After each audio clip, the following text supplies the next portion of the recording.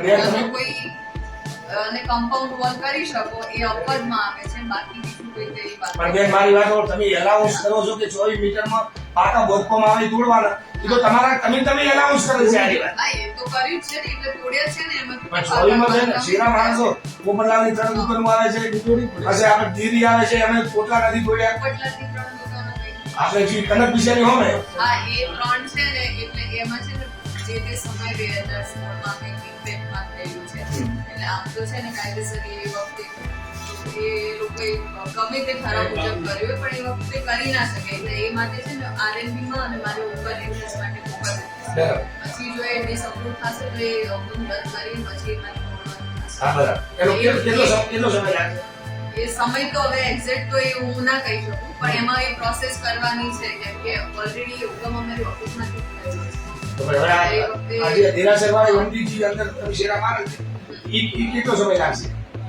એ શેરો તો છે ને એમાં એ લોકોએ 24 મીટર સુધી બાઉન્ડ્રી કરવાનું કીધું છે, જે સમય અમારા જે પ્રકાશભાઈ છે એન્જિનિયર, એટલે જે તે સમય 24 મીટરનું માર્કિંગ કરીને સડક બધી બાઉન્ડ્રી કરી દીધી છે, એટલે ત્યાં શેરો તો મારેલો જ હશે, પણ અપવાદ તરીકે ગણવું હોય તો એ ગણી શકાય. પણ બેન મારી વાત તમારે પ્રણ સાહેબ તમને હુકમ કરે છે, મોહમ્મદદાર સાહેબ કરે છે, તમારા હાથે છે શેરા માર્યા છે, રજનીભાઈ લાઠીવાળા એવા કેટલા માથા ભારે છે, તમારો પ્રાણને ત્યાં શેરો ઊંઘી નાખે છે. તમારે વિઝન કરાવે દાદી દાડી પર કરાવડાવો, હું બતાવવા આવું તમને મીડિયા સાથે. એ જોઈ લઈએ અમારી રીતે. કાયદે રીતે તો કેસ કરવો તો તમે કરી શકો ને પોલીસ કેસ, તો એક્શનમાં કેમ લીધા નથી આ જોઈ લો તમે. બરાબર.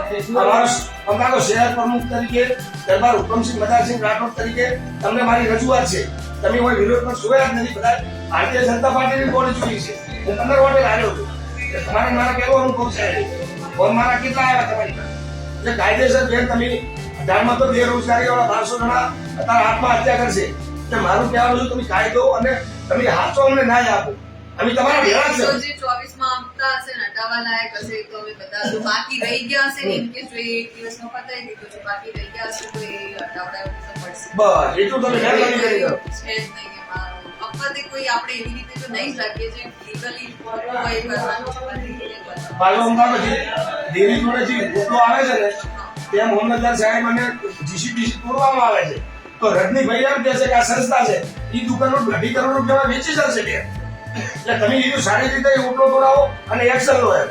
સંસ્થાના નામે એમની વેચી મારે છે રજનીભાઈ સાહેબ, આ તમને કહું.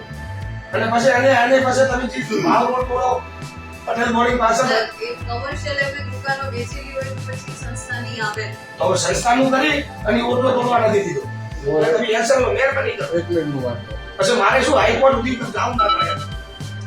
હા, એ તમારે જોવું હોય તો જઈ શકો, પણ અમારે પછી લિંક જ છે અમે અમારી પણ બેન તમે શેરા માર્યા તો તમારા કાયદામાં આવે ને, દિવાલ આવે દિવાલ હું તમને કહું છું એ ખરાબ છે, એ હું તમને આપીશ, એ બાઉન્ડ્રી વોલ અપવાદ તરીકે અમે લઈ શકીએ, એટલે એ જાહેર સંસ્થા છે એટલે અમે રાખી છે.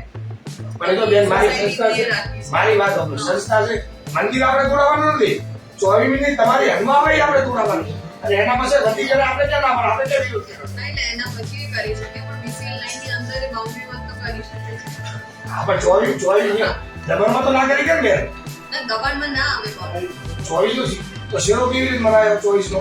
તો પહેલા અમને અમારા એ છે પ્રકાશભાઈ, અમને ખબર નથી એમને સળંગ બાઉન્ડ્રી કરી એ વાત કહું છું તમને, તેમ છતાં એક બાજુ